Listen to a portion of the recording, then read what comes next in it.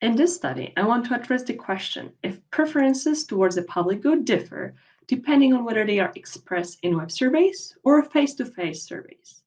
The public good that we consider here is the Baltic Sea in Europe, and specifically the program of the reduction of eutrophication in the sea.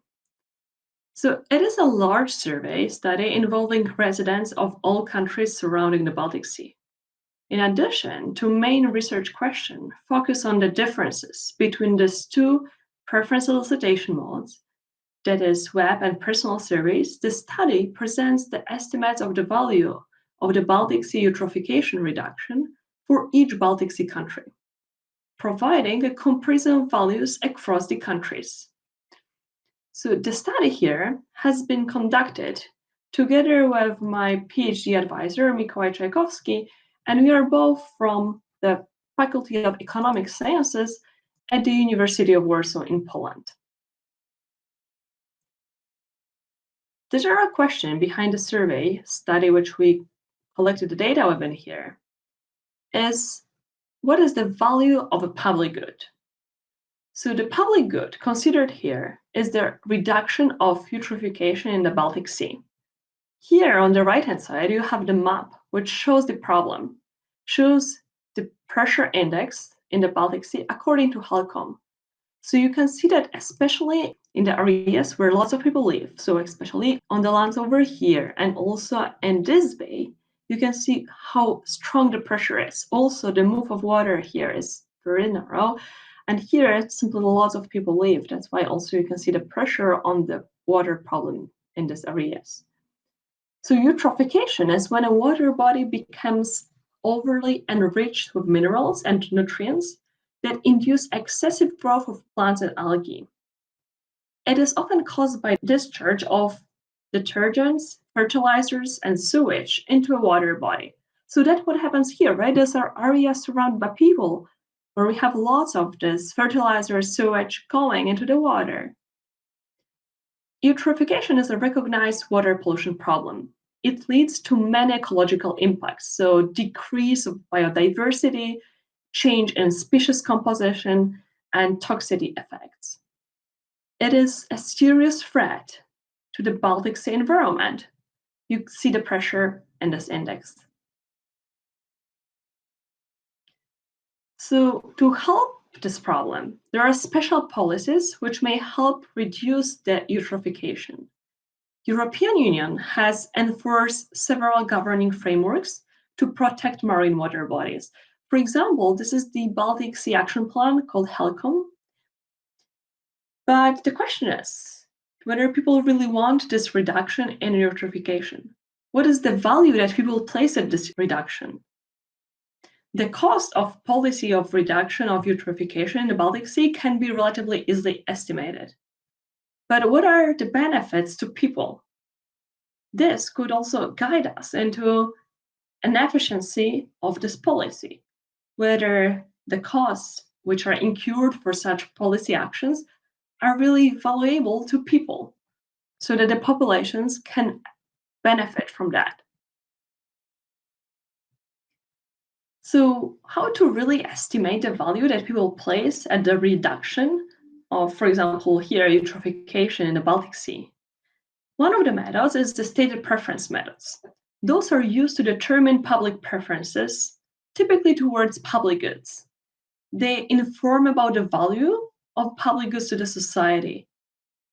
So they also provide the estimates of benefits, which are used, for example, in the cost-benefit analysis, where we can compare the benefits coming to society, the value that people assign to the good, and the cost, which are related to implementing the policy. Then we can evaluate whether the policy is efficient in the sense that it delivers more benefits than it costs. These methods, the stated preference methods, are survey-based, and they are administered by various modes. For example, mail, phone, web, in person.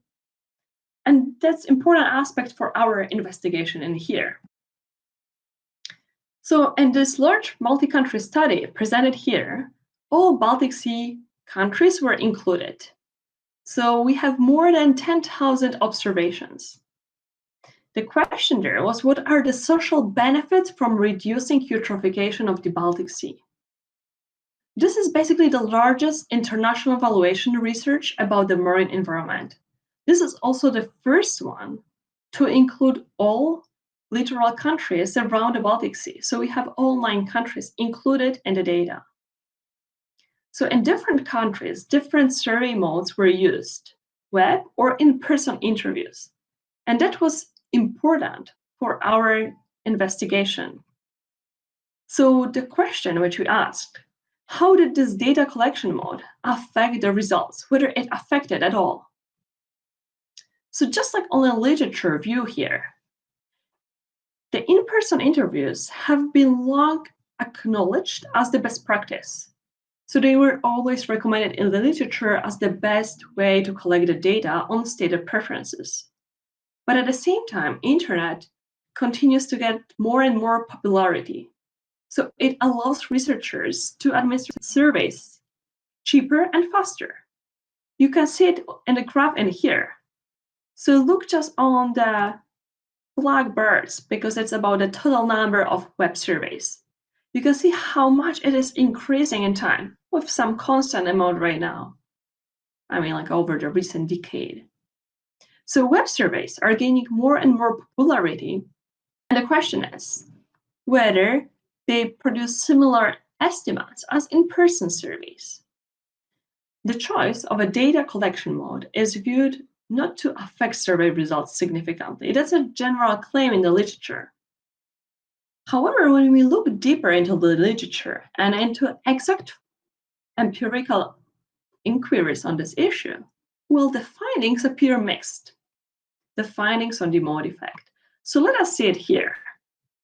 We look through the literature and list here all the comparisons of web and in-person stated preference surveys. You can see whether there's a difference reported in the value estimates, right? So that's the middle column, whether that's yes or no difference. And in the right-hand side column, so the last on the right-hand side, you can see whether the in-person value estimates are smaller or larger than the web value estimates. When summing up those values in here, well, we observe that we got 7 yeses and 8 nos. So actually this claim that the mode effect does not affect the values seems not really be guided by the literature, by the empirical evidence. So that's the problem which we wanted to tackle in this study here. So from one hand side, we have the mixed evidence on the mode effect. From another, we have a substantial rise in the use of web surveys for valuation, although it is not the recommended mode of interviewing people. So this kind of 2 aspects lead us to investigation of the importance of the effect of web mode on respondents' behavior. There could be different sources for these differences observed between the modes. The main 2 sources are who responded to the survey and how they respond to the survey. So who, well, it's related to sample selection. Simply, internet may not be accessible to every people. Maybe some people who are older, living in villages, maybe they do not have access to internet, so they have difficulty in answering web surveys. So they can be only reached through personal surveys. Or also simply there's group of people who are more interested in answering the survey, so we have the particular characteristics of those. So we have the sample selection issues in here. With how we're responding, well, that's something which we call the pure mode effect. And with that, it's related to social disvariability, information processing. So simply the different modes can lead to different way how the information is processed, leading to different behaviors such as social desirability. People may think that if they are answering in person to someone, they should behave in a more altruistic way. Maybe they should reveal some pro-social, pro-environmental behavior. What we do here, we weigh the observations from web and in-person samples so that we can account for possible social demographic differences. In this way, we are able to focus on the pure mode effect. So the questions which we state here, do web and in-person surveys lead to different value estimates? And the second one, what are the values of the eutrophication reduction in the Baltic Sea for every littoral country if the mode effect is controlled for. So the survey had the goal to assess the benefits from reduced eutrophication in the Baltic Sea. We used two modes: computer-assisted web interviews and computer-assisted personal interviews. So the web approach was used in Denmark, Estonia, Finland, Germany, and Sweden. You can see the blue countries marked in the map here, all around the Baltic Sea. The personal interviews were in Latvia, Lithuania, and Russia, also marked in the map, now in yellow. And Poland, well, that's a mix. So the two modes were used in the country, so you can see the two colors. Okay, so we can have the split between the different modes used in the survey. Data were collected from October to December 2011. Because the Poland used two modes, we can identify the mode effect based on Poland. So we identify the mode effect, so what is the difference between the values for Poland based on these different modes. When we also collect the social demographic differences, so we collect for the sample selection, and then we use this relative difference in value estimates for the web and personal interviews in Poland to recalculate the values for other countries so that we can account for the mode effect. So how the program was presented to people in this survey, what actually people were evaluating, what good they were asked about. So they were presented these two pictures. This is the Baltic Sea as predicted for 2050 without any program for eutrophication reduction. So you see the scale here. The red one is the worst, and you can see what is the pressure index for different areas. And this is another prediction when the program of the reduction of the eutrophication would be introduced. So you can see lots of improvement. The program represented the eutrophication reduction targets, how they were defined by the HELCOM's Baltic Sea Action Plan. The eutrophication there was defined by 5 ecosystem effects. So simply there was a broad description so that people really understand what different effects it can have. So on water clarity, blue-green algal blooms, condition of underwater meadows, composition of fish species, and oxygen content in deep sea bottoms. Then people, after this broad description, were asked the following question: what is the most you would be willing to pay every year to reduce eutrophication in the Baltic Sea as shown in the maps? And there were these different values provided to people from which they select the one which they felt most appropriate for them. You can see here the word willingness to pay, willing to pay. So this willingness to pay, this amount, was defined as tax. So it was an obligatory payment for everyone, so that we cannot think about it as a contribution that people may think about contributing to the program. No, here it's just obligatory, so that people know that they cannot free ride on contributions by others. In further slides, you will see this abbreviation WTP, which stands for willingness to pay. So this is simply the amount, how much people are willing to pay for that good. So now the results. The test of the mode effect. So that's for Poland. The first step, we first wanted to identify the mode effect for Poland. So here I show you the willingness to pay for eutrophication reduction in Poland. That was based on simulated values for a fitted distribution. This distribution was Birmo Saunders.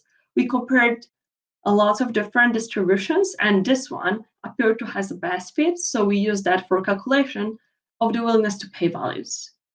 So you see the two columns related to two modes, web interviews and the personal interviews. So firstly, about the annual mean willingness to pay per person. That's in euros. Okay, so you see a difference. There is a large difference between personal interviews and the web interviews. You can see a large difference in the value.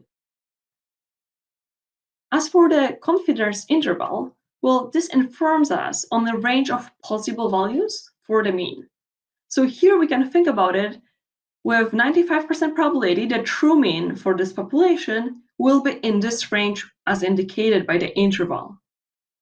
You can also see these intervals are not overlapping, right? So here it ends with 7.61 and here it starts with 14.28. So they do not overlap.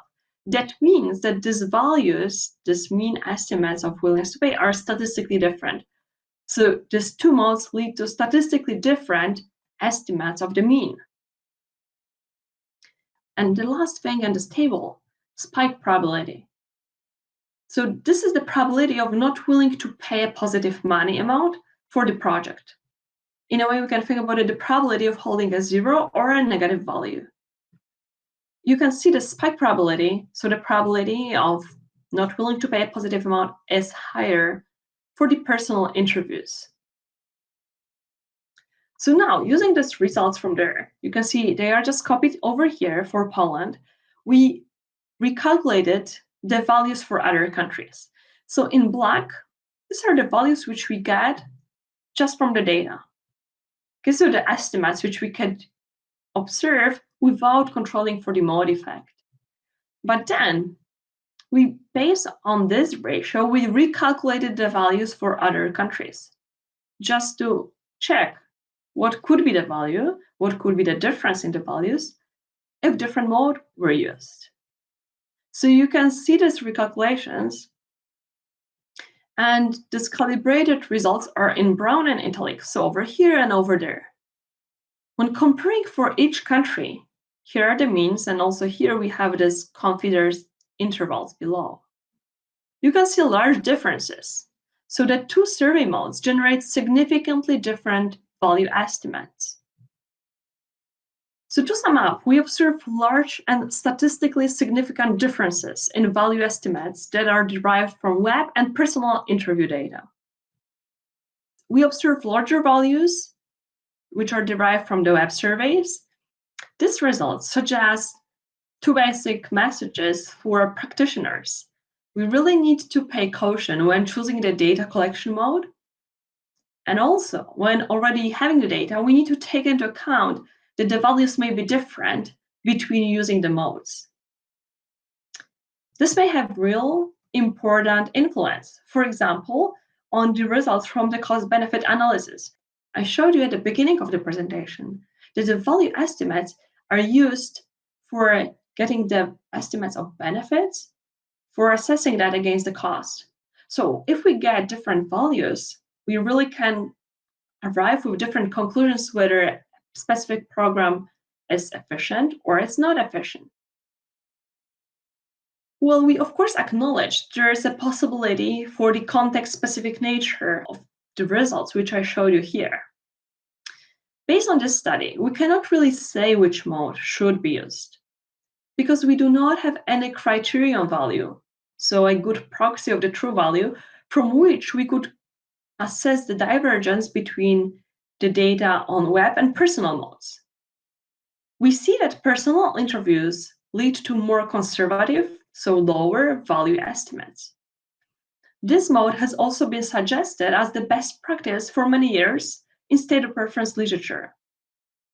So by conducting this study, we draw the attention of stated preference researchers that a significant difference in values may exist depending on the preference elicitation mode. So it calls for caution in conducting stated preference studies and also for possibly adjusting the data collection mode to the interviewed sample and also the analyzed problem. Thank you for listening to this presentation, and I'm happy to hear comments on that. For example, via this email address provided here.